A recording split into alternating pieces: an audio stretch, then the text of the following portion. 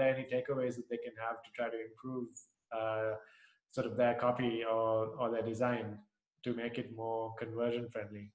Sure. So let's go over a couple copy tips first, and then I can Sure. talk about a couple of design tips. Copy wise, first of all, something to get away from is jargon. And this is where we can apply the mom test that we talked about before. So if you have like the headlines on your site, these are, that very first sentence that's in bigger text, like on your homepage or on your products page, or even your product descriptions.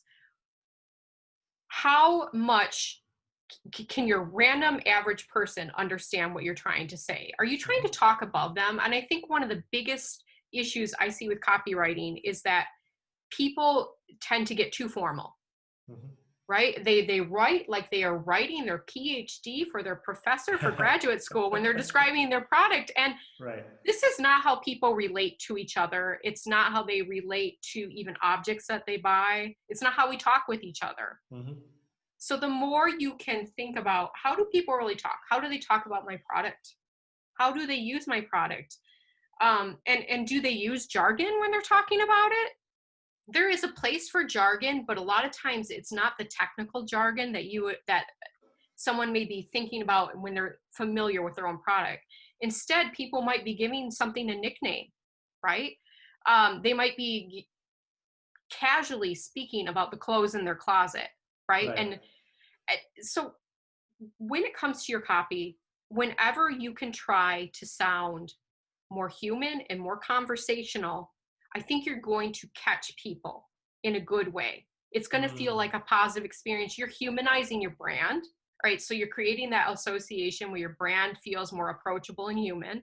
Right. And this differs from brand to brand. Like you said, it's subjective. The tone and approach for someone who is selling electronic parts and motherboards, I don't know, something like, is very different than someone who is selling clothing and accessories to millennial women. But both of those markets have people within those markets that talk a certain way, that relate to your product a certain way. So meet them where they are. Talk with them like they talk. And we talked earlier in this about having someone go through your website with a gift card, just right? thinking about that, yeah. Well, what about another thing that I love to do that has helped my business so much, and it helps when I'm helping clients, is this. Can you find me some customers who might be willing to sit down and talk on the phone with me for, 15 minutes? And maybe in exchange for that, you give them a gift card, whatever it is. And then you want to ask them very open-ended questions. And the idea is that you want to record this call too, because you're going to forget it later, and you want to listen to it, and you want to listen to, how do they talk about your product? How do they talk about their lives and how they use your product or service, right? And from there, give their words back to them in your copy. Find a way to say something that they told you and put that right in one of your headlines. Yes, I love that so much. Especially I think the longer you are in business, I think you should be getting much better at getting in the shoes of your customers. Like I was talking to this entrepreneur a couple of days ago who runs this lingerie store in the Middle East. And she was just talking about how she started with her assumptions based on like more North American women. But then the more she started selling, and the more she realized that actually her customer base have very different ideas on how they purchase than her assumptions, because she was in the US. And so she just kept getting more and more relevant on that side.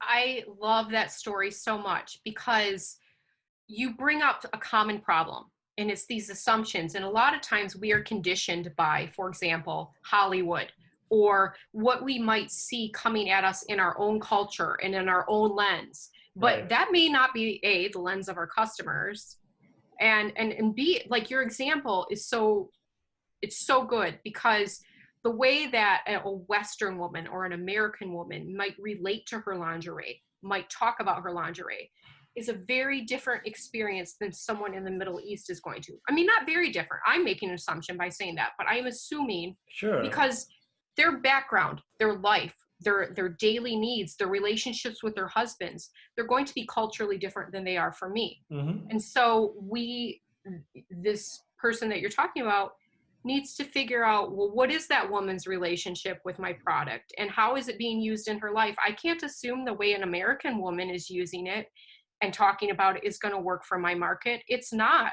You got to really think about, what is your unique market story? What's their background? And by cultural background, it doesn't even need to be as big as one country or another. It could be someone from a rural state in America versus someone in a city, right? Right.